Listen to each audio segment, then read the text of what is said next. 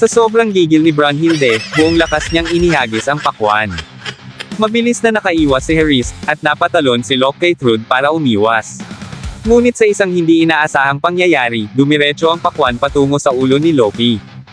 Kinabahan ang lahat. Alam nilang hindi karaniwan ang epekto ng ginawa ni Brunhilde.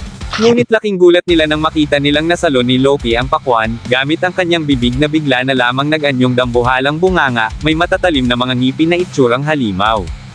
Nilamon at dinurog niya ang pakwan na para bang galit na galit siya.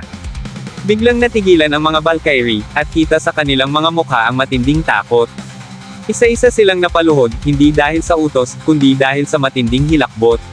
Si Brunhilde ay napaluhod din, tulala habang pinagmamasdan si Loki na walang kahirap-hirap na ngumunguya at nilulun ang pakwan, habang tumutulo pa ang kanyang laway. Maya-maya pa, para bang bumaba ang tensyon nang idinahak ni Loki ang mga buto ng pakwan gaya ng machine gun, sunod-sunod na lumabas ang mga buto mula sa kanyang bibig hanggang sa wala nang matira. Bumalik sa mga Valkyrie ang kilabot, lalo na't biglang nag-iba ang ekspresyon ng mukha ni Loki, mas lalong naging malamig at nakakatakot. Agad na pinayuhan ni Randris ang kanyang ate Brunhilde na humingi ng tawad kay Lord Loki. Ngunit sa halip na magsumamo, biglang humagalpak ng tawa si Brunhilde. Tawang-tawa siya sa itsura ni Loki habang dinadahak ang mga buto ng pakwan.